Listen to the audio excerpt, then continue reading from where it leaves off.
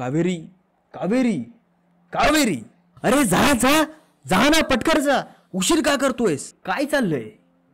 मी कुठं आहे आणि तू इथं कसा, आणि तू एवढा मोठा कसा? ही जागा कोणती आहे? माझ्यासोबत नेमकं काय होतंय? मला काही कळत नाहीये. प्लीज मला तू सांगशील का? मी माझा एवढा मोठा निर्णय माझ्या आईवडिलांना सांगितला आहे आणि त्यांचं काहीच रिॲक्शन आलं नाही.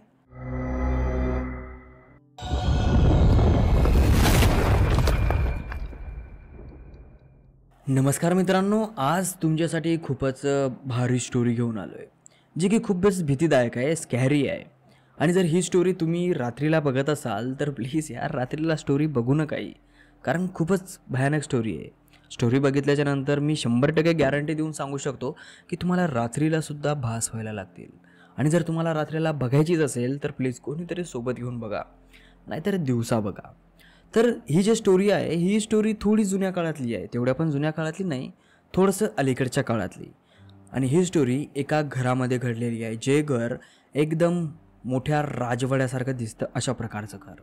आता या घरामध्ये एका दिवशी अचानक काही मृतदेह सापडतात. जे या घराचा दरवाजा असतो त्या घरामध्ये एका नोकराचा मृतदेह सापडतो. ज्या नोकराच्या धडावर त्याचं डोकं नसतं, फक्त धड त्या चौकटीत पडलेलं असतं आणि पूर्णपणे रक्ताने माखलेलं. थोडं समोर गेल्याच्या नंतर अजून एका नोकराचं शरीर त्या घरातल्या फरशीवर पडलेलं असतं आणि ते पूर्ण शरीर छोट्या छोट्या तुकड्यांमध्ये विस्कटलेलं असतं. असे अनेक नोकर त्या फरशीवर पडलेले असतात. त्या घराची प्रत्येक भिंत रक्ताने लाल भडक झालेली असते. आणि एका बेडरूममध्ये एक माणूस आणि एक बाई, या दोघंजणांचे शरीर एकमेकांमध्ये घुसलेले असतात. म्हणजे समजा की हे माझं शरीर आहे, या शरीरामधला अर्धा भाग त्या बाईच्या शरीरामध्ये आणि त्या बाईचा अर्धा भाग या शरीरामध्ये घुसलेला आहे. आणि जो माणूस आहे तो माणूस त्या बाईचं डोकं खातोय आणि ती बाई या माणसाचा खांदा खातीये. लगभग याने तिचं डोकं अर्धं खाल्लं होतं आणि त्या बाईने याचा अर्धा कांदा खाल्ला होता. आणि याच परिस्थितीमध्ये ते सगळेजण मृत्यू पावले होते आणि सगळ्यांचे मृतदेह विचित्र विचित्र पद्धतीने त्या पूर्ण घरामध्ये पडले होते. कुणीही वाचलं नाही, फक्त एका माणसाला सोडून. भारतातील भोयारनगरमध्ये एक मोठा जमीनदार राहत होता, ज्याचं नाव विश्वराज असं होतं. आता त्याच्यापाशी इतका मोठा पैसा होता, इतकी मोठी जायदाद होती, पण त्याच्यापाशी एक गोष्ट नव्हती आणि ती म्हणजे संतान, मूलबाळ. आणि या गोष्टीसाठी तो खूप जास्त तरसायचा, कारण त्याच्या लग्नाला कम्प्लिटली 35 वर्ष झाली होती, तरीसुद्धा त्याला मूलबाळ झालं नव्हतं. आणि याच गोष्टीमुळं त्याची बायको जी विजय आहे ती दररोज रडायची, ती बरोबर जेवायची नाही आणि तिची जी अवस्था होती ती या विश्वराजला अजिबात बघवत नव्हती. त्याने अनेक उपाय केले, दवाखाना केला, वैद्य केलं, राक्षस केलं, ब्लॅक मॅजिक केले, देव केले, जितके उपाय करता येतील तेवढे उपाय केले. ज्या उपायावर त्याचा विश्वाससुद्धा नाही त्याने असे अनेको उपाय केले, पण त्याला संतान प्राप्ती झाली नाही. अखेरकार तो सगळे उपाय करून थकला, शांत बसला आणि त्यानं मान्य केलं की बाबा काही कर्माचे फळ असे असतात जी वापस येतातच आणि असं काही ना काहीतरी होतंयच. पण जो विश्वराज होता तो फार चांगला होता, पण त्याचे जे पूर्वज होते ते फार वाईट होते, ज्यांनी लोकांना लुबाडलं, धोक्याने त्यांची जायदाद संपत्ती आपल्या नावावर केली आणि तीच संपत्ती, तीच जायदाद विश्वराज हा वापरत होता. आणि विश्वराजला असं वाटत होतं की आपल्या पूर्वजांना जे काही पाप केलेलं आहे, गोरगरिबांना लुटलेलं आहे, आपल्याला त्याच पापाची कर्म भेटत आहेत. असे अनेको दिवस जातात आणि एका दिवशी त्यांच्या घराच्या जो मेन गेट असतो खालचा, त्या गेटच्या समोर एक माणूस येतो. त्या माणसाकडे बघितल्याच्या नंतर असं वाटत होतं की तो एखादा भिकारी आहे, पण त्यांचा आवाज, त्यांचं बोलणं यावरून असं वाटत होतं की तो कुठला तरी बाबा आहे, विद्वान आहे किंवा खूप मोठा योगी आहे. आणि तो एकच शब्द बोलला, आई, मला काही खायला दे. आणि तो त्या गेटपाशी बोलला, पण त्याचं हे बोलणं या विजयाच्या कानामध्ये ऐकू आलं, जसं की तो माणूस या विजयाच्या रूमच्या बाहेरच उभा आहे आणि त्या दरवाजामधून या विजयाला म्हणतोय की आई, काहीतरी खायला दे. ही आश्चर्यचकित झालं की गेटवरच्या माणसांनी असं कुणाला तरी कशाला आत येऊ दिलं आणि माझ्या रूम समोर येऊन तुम्हाला म्हणतोय की मला खायला दे. विजया रागामध्ये उठते, दरवाजा उघडते, बघते तर समोर कुणीच नसतं. पुन्हा हिच्या कानावर आवाज येतो की आई, मला खायला दे. हिला आश्चर्यचकित वाटलं, इथं कुणीच नाही आहे आणि माझ्या कानामध्ये असा आवाज येतोय कसा. आणि हिला असं वाटलं की तो आवाज एकदम कानाच्या जवळ येऊन कुणीतरी म्हणलंय. विजया बाल्कनीमध्ये येते आणि बाहेर गेटाकडे बघते, तर एक माणूस गेटच्या समोर उभा आहे आणि तो हिच्याकडे एकसारखा बघतोय. त्याच्या हातामध्ये एक तुटकं फुटकं ताट होतं. हिला वाटलं की हाच माणूस बोलत असेल. ती खाली उतरल्याच्या नंतर गेटपाशी गेली. गेटपाशी गेल्याच्या नंतर ती विजया त्या माणसाला म्हणते की तुम्हाला काय पाहिजे. तो माणूस तिसऱ्यांदा पण म्हणतो की की आई, मला काहीतरी खायला दे. आता विजयाला थोडं आश्चर्यचकित वाटलं. त्याच्या पोशाखावरून, त्याच्या कपड्यावरून तो एकदम घाणेरडा भिकारी दिसत होता. पण त्याच्या डोळ्यातली चमक काहीतरी वेगळीच होती. त्याचा आवाज काहीतरी वेगळ्याच पद्धतीचा येत होता. त्याच्या आवाजाकडे, त्याच्या बोलण्याकडे, त्याच्या तोंडाकडे बघितल्याच्या नंतर असं वाटत होतं जणू तो खूप मोठा योगी आहे किंवा खूप मोठा असा बाबा किंवा असा चमत्कारी पुरुष ज्याला खूप काही सिद्ध्या प्राप्त आहेत. ती त्याच्या डोळ्यामध्ये पूर्णपणे भारावून गेली होती आणि तो अचानक बोलतो, आई, तुला मूळ बाळ नाही ना? लोक खूपच नावमोठं ठेवतायत ना तुला. त्याचे असे शब्द हिच्या कानावर पडल्याच्या नंतर ही पूर्णपणे आश्चर्यचकित होते. तिला असं वाटतं की माझी प्रॉब्लेम याला माहीत कशी. या अगोदर मी या माणसाला कधीही बघितलं नाही आणि कधीही हा माणूस आम्हाला दिसला नाही. पण ह्या माणसाला माझी ही प्रॉब्लेम कशी माहीत आणि मला मूलबाळ होत नाही हे याला कसं माहीत. तिला पहिले तर वाटलं की बाबा गावातल्या लोकांनी यांना सांगितलं असेल की त्यांना मूलबाळ होत नाही, त्यामुळं हा आपला गैरफायदा उचलण्याचा प्रयत्न करतोय, आपल्याकडून लुबाडण्याचा प्रयत्न करतोय. ही एकही शब्द बोलत नाही. तो दुसऱ्यांदा म्हणतो, आई, तुझी इच्छा जर असेल तर तुला मूल होण्याची शक्यता आहे. फक्त तुला एक काम करावं लागेल. तो इतकं बोलताच विजया रडायला लागली, भावूक व्हायला लागली. कारण की हिची सगळ्यात मोठी कमजोरी तीच होती. विजया म्हणली की तुम्ही जे म्हणसाल मी ते करेल, फक्त मला मूल झालं पाहिजे, मला लेकरू झालं पाहिजे, माझी जे वटी आहे ती भरली पाहिजे. तो म्हणला की तुला फक्त एकच काम करावं लागेल, जे तू मला भिक्षा देणार आहेस, मला खायला भाकरी देणार आहेस, त्या भाकरीमधला फक्त एक घास तू तुझ्या दातानं तोडून खा आणि बाकीची भाकरी माझ्या ताटामध्ये ठेव. भाकरी ठेवल्याच्या नंतर मी जे मंत्र म्हणेल ते मंत्र तू माझ्या पाठोपाठ म्हण. हे झाल्याच्या नंतर तुला 100% मूल होईल, ही माझी गॅरंटी आहे, माझा शब्द आहे. तो माणूस असा म्हणल्याच्या नंतर विजया आपल्या जवळची भाकरी काढते, दाताने तोडते आणि ती भाकरी त्याच्या ताटामध्ये ठेवते. तो मंत्र म्हणायला चालू होतो. विजया डोळे बंद करते आणि त्याच्या पाठीमागं मंत्र म्हणायला लागते. शेवटचे शब्द म्हणले की विजया आपले डोळे उघडते आणि समोर बघते, तर समोर कुणीही नसतं. विजया रडत रडत मंत्र म्हणत असते. समोर कुणीही नसल्यावर ती अचानक चूप बसते, म्हणजे शब्द तिचे थांबतात, रडणं थांबतं आणि ती बाजूला असलेल्या नोकराला विचारते की इथं जो माणूस होता तो माणूस कुठं गेलाय. तो नोकर म्हणतो, मालकीनबाई, इथं कोणताही माणूस नाही. तुम्ही इथं आल्या तेव्हापासून मी तोच विचार करतोय की तुम्ही कोणाकडं बघून रडतायत. अशा विचित्र विचित्र तुम्ही वागतायत की मला काहीच कळत नाही आहे. पण मी कसा बोलू म्हणून मी चुप्प राहिलो. विजया चुपचाप बसते आणि तिथून आपल्या रूमकडं निघते. त्या नोकराला वाटतं की आपली मालकीन पूर्णपणे पागल झालेली आहे. पण कुणाला काहीच आयडिया नसते की समोर होणार काय आहे ते. संध्याकाळी विश्वराज घरी येतो. घरी आल्याच्या नंतर दोघंही जण जेवणाच्या ताटावर बसतात. जेवण वगैरे करता वेळेस अचानक विजयाला जेवणाचा वास यायला लागतो. भाकरीचा, भाजीचा, ज्या काही वस्तू खाण्याच्या आहेत त्या सगळ्या वस्तूंचा विजयाला वास यायला लागतो. विजया जेवता जेवता ताटावरून उठते आणि उलट्या करते. दुसऱ्या दिवशी सकाळीसुद्धा असंच होतं. आता विजयासोबत दोनदा असं झाल्याच्या नंतर विश्वराजला थोडं टेन्शन येतं. विश्वराज डॉक्टरांना घरी बोलावतो. डॉक्टर आल्याच्या नंतर विजयाची तपासणी करतात, पडताळणी करतात, तिला इंजेक्शन, सलाईन लावतात आणि डॉक्टर विश्वराजला म्हणतात की तुमची वाईफ प्रेग्नेंट आहे. ही गोष्ट डॉक्टरांनी बोलल्याच्या नंतर जो विश्व आहे तो अगदी सुन्न होतो, चुपचाप. त्याला आनंद तर झालेलाच असतो, कारण की जी वस्तू पाहिजे होती ती वस्तू त्याला भेटलेली असते. पण त्याला हे कळत नाही की हे झालं कसं. तो एकदम सुन्न होतो, एकदम शांत. त्या रूममधले सगळे माणसं बाहेर जातात आणि नंतर विजयाजवळ विश्व जातो, तिला आपल्या मिठीमध्ये घेतो आणि तिला विचारतो, विजया, हे कसं झालं? विजया आनंदी होऊन त्याला म्हणते की काल एक माणूस आला होता जो दिसायला खूपच विचित्र होता. अंगावरचे कपडे अगदी फाटलेले होते.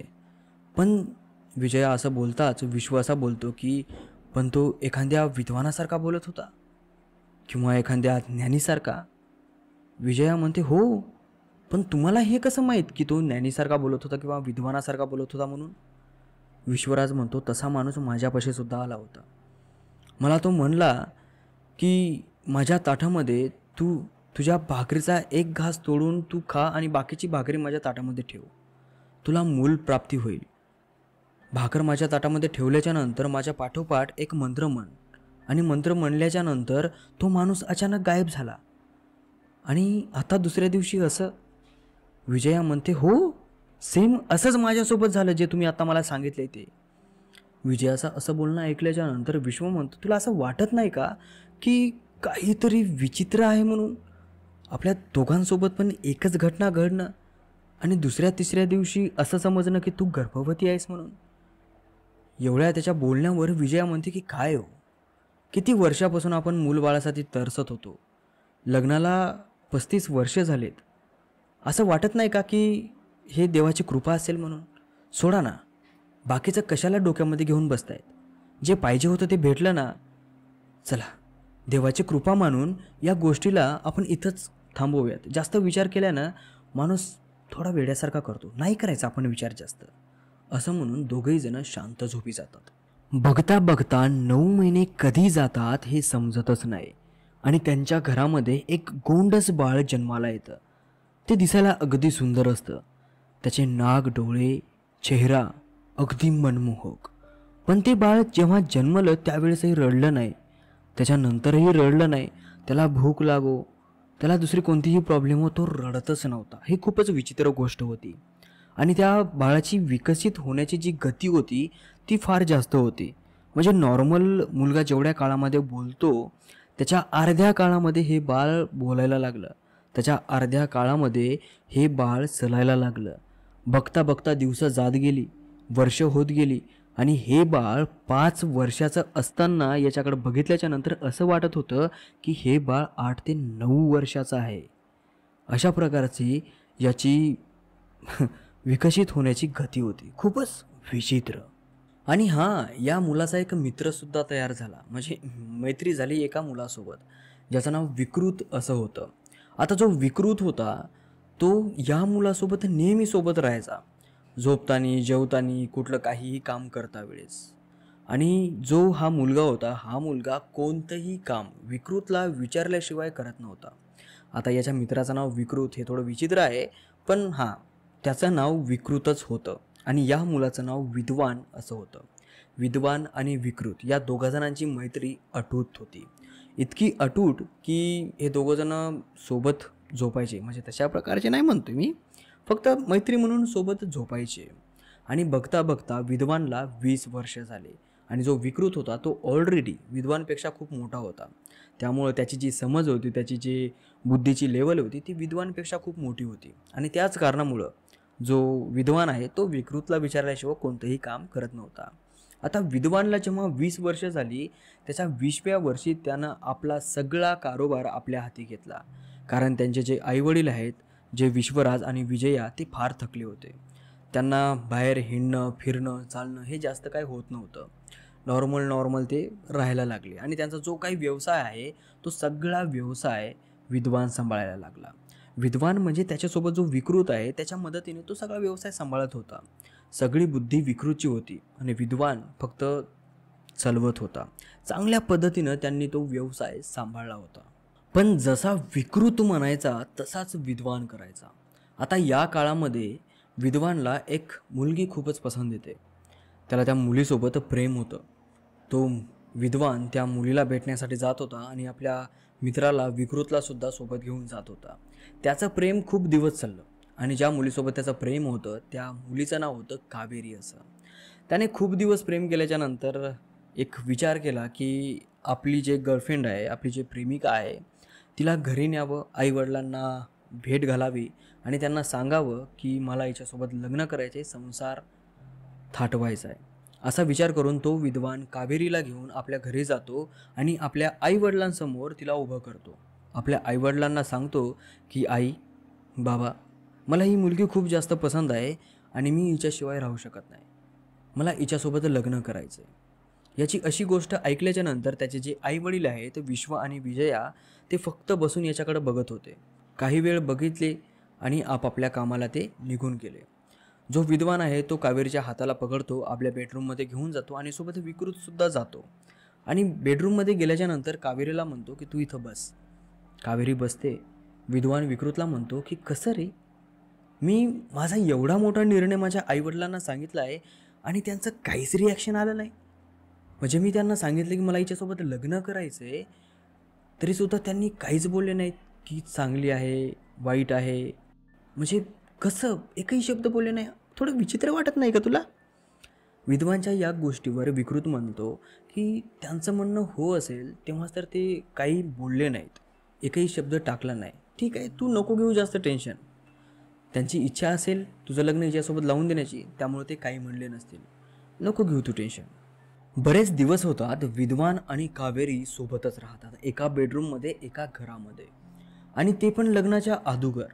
या गोष्टीला त्याचे आईवडीलसुद्धा नकार देत नव्हते. म्हणजे त्यांना काही प्रॉब्लेमच होत नव्हती. आता विद्वानचे जे दिवस आहेत ते अगदी सुखाने जात होते. पण एका रात्री अचानक अर्ध्या रात्री विद्वानच्या कानावर विचित्र प्रकारचे आवाज यायला लागले, जसं की कुणीतरी जोरजोरात मंत्र वाजते. आणि त्या आवाजाने विद्वानची झोप उडते. विद्वान उठतो, बघतो तर आपल्या पूर्ण रूममध्ये धुपटच धुपट झालेलं असतं. जे आपली धूप अगरबत्ती असते त्या अगरबत्तीला लावल्याच्या नंतर घरामध्ये कसा धूप होतो, तशा प्रकारचा धूप विद्वानच्या खोलीमध्ये येत होता. आणि तो बघण्याचा प्रयत्न करत होता, पण त्या धुपामुळं जास्त अंतरावरचं दिसत नव्हतं. याला वाटलं की हे काय मॅटर आहे. त्याने आपल्या बेडवर झोपलेली जी कावेरी आहे त्या जागेवर हाताने झांबडलं आणि तिला हाक मारण्याचा प्रयत्न केला, पण त्या जागेवर कावेरी नव्हती. हे बघून विद्वान अतिशय घाबरला, पलंगाच्या खाली उतरला आणि जोरजोरामध्ये कावेरीला हाक मारायला लागला. त्याची आवाज, त्याचा हाक याचा काही प्रतिसाद त्याला भेटत नव्हता. काही वेळातच त्या धुवामधून, त्या धुपटामधून जो याचा मित्र आहे, ज्याचं नाव विकृत असं आहे, तो अचानक समोर येतो.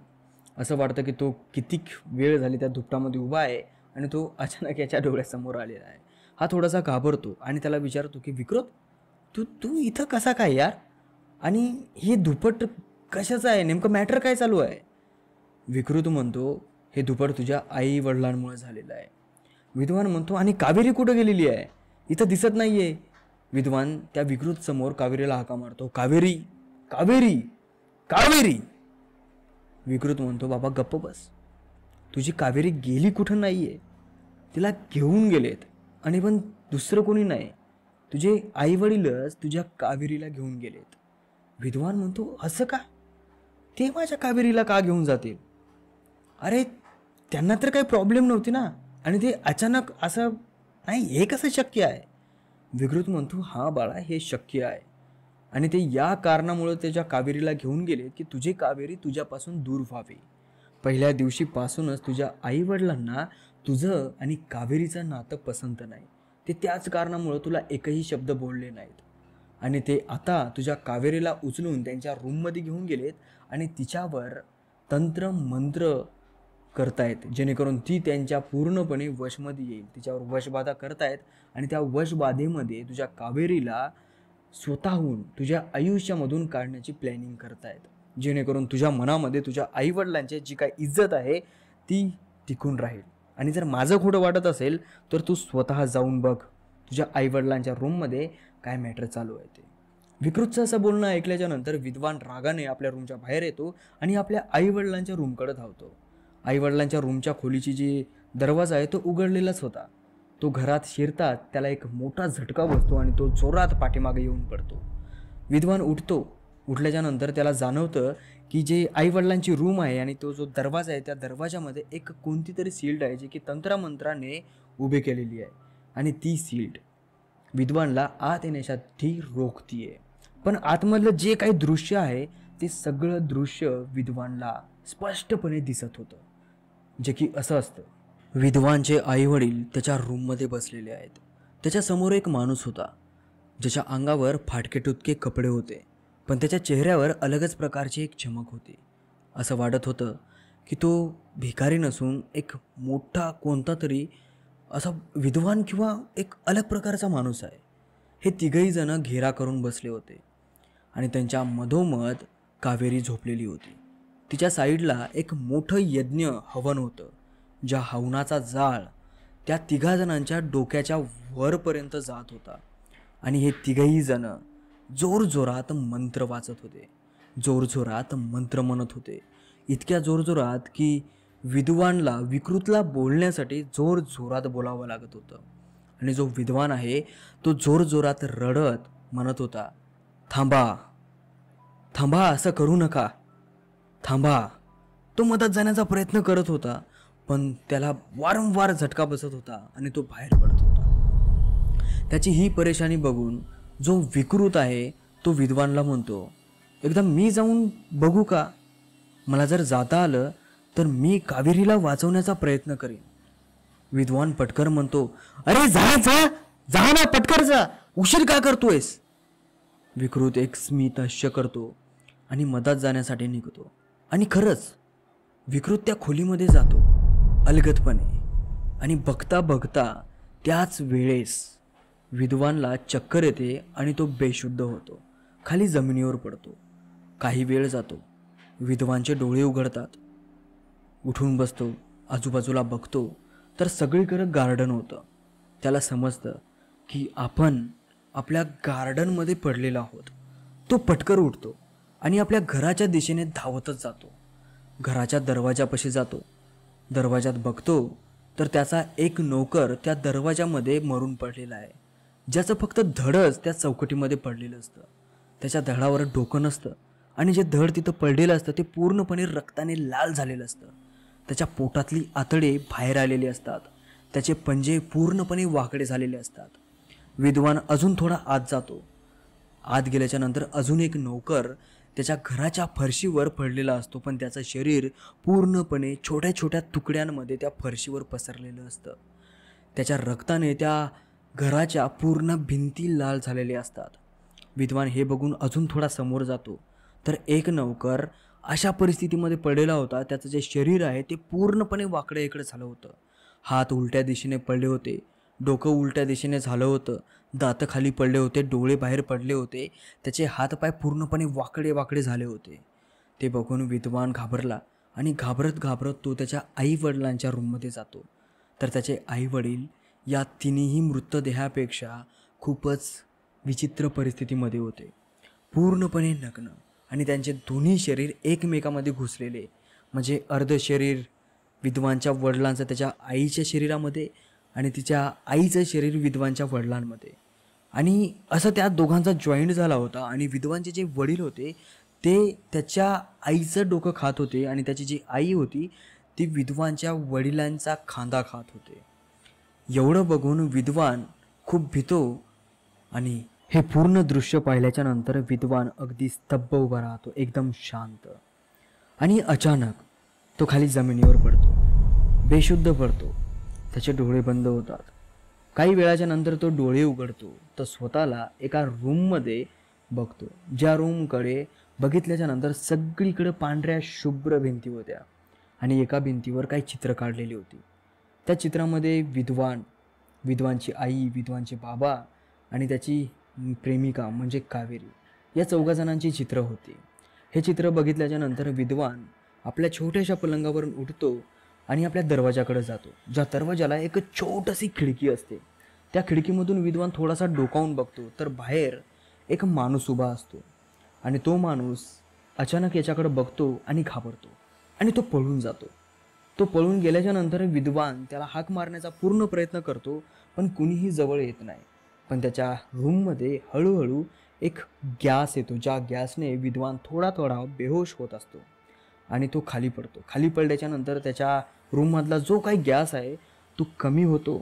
रूमचा दरवाजा उघडला जातो. काही माणसं त्या रूममध्ये येतात, ज्यांनी अलग अलग प्रकारचे विचित्र प्रकारचे कपडे घातलेले असतात. ते विद्वानला उचलतात, पलंगावर नेऊन ठेवतात, त्याला इंजेक्शन देतात आणि विधवांच्या डोळ्यासमोर आता पुन्हा थोडा थोडा अंधार यायला लागतो.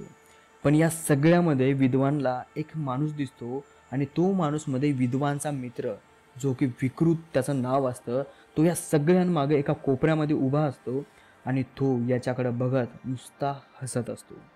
विद्वान त्याच्याकडे बघत बघत पूर्णपणे बेहोश होतो आणि फक्त हाच विचार करत करत तो बेहोश होतो की नेमकं चाललंय काय, होतंय काय, मला काहीच कळत नाही आहे. मी डोळे उघडले की अलग जागेवर आणि माझ्यासोबत नेमकं होतंय काय, असा विचार करत करत तो पुन्हा बेहोश होतो. आणि पुन्हा काही वेळात याचे डोळे उघडतात.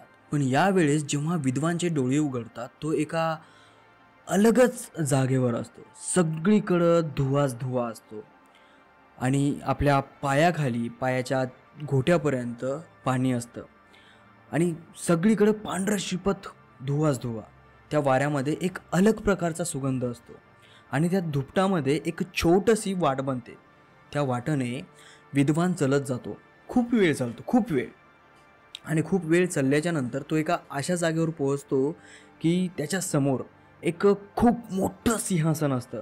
इतकं मोठं सिंहासन की त्याला त्या सिंहासनाच्या टोकाकडे बघण्यासाठी आपली पूर्ण मान वर उचलावं लागते. एवढं मोठं सिंहासन त्याच्या समोर असतं आणि त्या सिंहासनावर बसलेला त्याचा मित्र विकृत असतो. हे पाहिल्याच्या नंतर विद्वान विकृतला म्हणतो, काय चाललंय, मी कुठं आहे आणि तू इथं कसा आणि तू एवढा मोठा कसा, ही जागा कोणती आहे, माझ्यासोबत नेमकं काय होतंय, मला काही कळत नाहीये, प्लीज मला तू सांगशील का मी कुठं आहे. यावर विकृत म्हणतो, तू माझ्या जगात आहेस आणि हा अंत आहे आणि मी विकृत आहे. विकृतचं असं बोलणं ऐकल्याच्या नंतर विद्वान विकृतला प्रश्न विचारतो की काय चाललंय यार, जरा स्पष्ट सांगशील का, नेमकं घडलंय काय, झालंय काय आणि नेमकं हे होतंय काय, मला काही समजत नाहीये, तू काय बोलतोयस आणि काय नाहीस ते. विद्वान असं बोलल्याच्या नंतर विकृत बोलतो, तू तू नाहीयेस, तू कल्पना आहेस तुझ्या आई वडिलांची, विश्व आणि विजयाची. त्यांची तू कल्पना आहेस. तुझे आई वडील, तुझं जगणं, तुझी कावेरी, हे सगळं काल्पनिक आहे आणि तू सुद्धा काल्पनिक आहे. तुझ्या भावना देखील काल्पनिक आहे, तुझा जन्म देखील काल्पनिक आहे. तू परिपूर्ण काल्पनिक आहेस आणि ही पूर्ण कल्पना तुझ्या आईवडिलांची आहे. म्हणजे तू तुझ्या आईवडिलांच्याच कल्पनेमध्ये जगत होतास, रिअल लाईफमध्ये नाही. आता विकृतचं असं बोलणं ऐकल्याच्या नंतर जो विद्वान आहे तो अजून टेन्शनमध्ये येतो. तू काय बोलतोयस यार, म्हणजे तू काय मला पागल करण्याचं ठरवतोयस का, मी कल्पना आहे, माझ्या आईवडिलांची मी कल्पना आहे, असं तसं तसं असं, म्हणजे तू बोलण्याचा काय प्रयत्न काय, म्हणजे अर्थ काय आहे तुझ्याचा. विकृत पुन्हा म्हणतो की हे बघ, मी विकृत आहे. तुझ्या आईवडिलांनी माझ्यासोबत एक सौदा केला होता. त्यांना संतान होत नव्हती आणि त्यांना संतान सुख पाहिजे होतं. तुझ्या आईवडिलांनी दोघांनीही संतान सुखासाठी त्यांची स्वतःची आत्मा माझ्याजवळ विकली. आणि तुला आठवत असेल, तुझी आई, तुझे वडील तुला सांगत असतील की एक माणूस जो की तुझ्या आईवडिलांना भेटायला आला होता आणि त्यांच्याकडून उष्टी भाकर खाल्ली होती आणि त्याच उष्ट्या भाकरीमुळं तुझा जन्म झाला आहे. विद्वान म्हणतो, हो हे सत्य आहे ना. विकृत म्हणतो, नाही हे सत्य नाही. तुला अजून आठवत असेल, तुझे आई वडील ज्यावेळेस मंत्र बोलत होते त्यांच्या रूममध्ये कावेरीला वशबाधेमध्ये आणण्यासाठी, त्यावेळेस तिथं अजून एक माणूस होता. तोच माणूस होता जो माणूस तुझ्या आईवडिलांपासून एक उष्टी भाकर खाऊन गेला होता, ज्याच्या बदल्यामध्ये त्याने तुझ्या आईवडिलांना तुला सोपवलं, म्हणजे त्यांना संतान सुख दिलं. आता इतकं सगळं झाल्याच्या नंतर ह्या गोष्टी तर खऱ्या होत्या. विद्वान म्हणतो की आता हे सगळे जर गोष्टी खऱ्या असतील तर मी पण खराच आहे ना, मग मी खरा आहे ना, तू कसा म्हणतो की मी काल्पनिक आहे म्हणून. त्यावर विकृत म्हणतो की हो, तू काल्पनिकच आहेस. आता विद्वान खूप टेन्शनमध्ये आला आणि रागारागामध्ये म्हणतो, मी जर काल्पनिक असेल तर तुला मी बोलतोय कसा, मला या प्रश्नाचं उत्तर दे. विकृत हळूवार हसतो आणि बोलतो, तू विद्वान नाहीयेस, तू तर विश्व आहेस. आणि तुझ्या याच वागण्यामुळं तू कित्येक वर्ष झाला मरेपर्यंत पागलखान्यामध्ये होतास. तुला असं वाटतं की तू विद्वान आहेस, जरा बघ स्वतःकडं. असं विकृतचं बोलणं ऐकल्याच्या नंतर विद्वान आपल्या हाताकडे बघतो, आपल्या शरीराकडे बघतो, तर हळूहळू त्याचं शरीर परिवर्तित व्हायला लागतं आणि त्याचं शरीर खरंच विश्वमध्ये परिवर्तित होतं आणि त्याच्या शरीरामधून विजया बाहेर पडते. म्हणजे जे काही घडलं ते सगळं काही विजया आणि विश्वची कल्पना होती. त्यांना कुठलंही मूलबाळ झालं नव्हतं, ना कुठली संतान प्राप्ती झाली होती. ते फक्त मेंटली पागल झाले होते आणि त्या पागल ती औरा असतो ना, पागल म्हणतो आपण त्याला, मेंटल डिस्टर्ब म्हणतो, त्या एरियामध्ये ते जगत होते. त्या एका खोलीमध्ये त्यांच्या डोक्याच्या कल्पनेमध्ये ते जगत होते आणि त्याच्यातच त्यांना वाटलं की आम्हाला संतान झाली आहे, आम्हाला लेकरू झाले आहे. पण अस्तित्वामध्ये तसं काहीही झालं नव्हतं. आणि त्यांनी जेव्हापासून त्या माणसाजवळ उष्टी भाकर दिली, हे त्यांच्यासोबत तेव्हापासूनच घडत होतं. त्यांनी फक्त एकच इच्छा मागितली होती, संतान सुखाची, आणि त्यांना संतान सुख भेटलं. पण भेटलं कोण्या परिस्थितीमध्ये? या परिस्थितीमध्ये. यावेळेस तो जो विश्व आहे, जो की विद्वान म्हणून त्याच्या कल्पनेमध्ये जगत होता, तो पूर्णपणे शुद्धीवर आला आणि आपले टोंगळे खाली टेकवत समोर असलेले त्या विकृतकडे बघत रडत बसला. त्याला म्हणला की मेल्याच्या नंतर काही हेच असते? विकृत म्हणला, नाही, मी तर फक्त एक दूत आहे, याच्यानंतर खूप काही असतं. आपली स्टोरी साला इथंच संपली. स्टोरी कशी वाटली? स्टोरी जर चांगली वाटली असेल, स्टोरीला लाईक करा, चॅनलला सबस्क्राईब करा आणि हा स्टोरीचा जर पुढचा भाग पाहिजेत असेल तर तयार करून तुमच्यासाठी मी आणायला तयार आहे. पण त्यासाठी कमेंट करावे लागेल.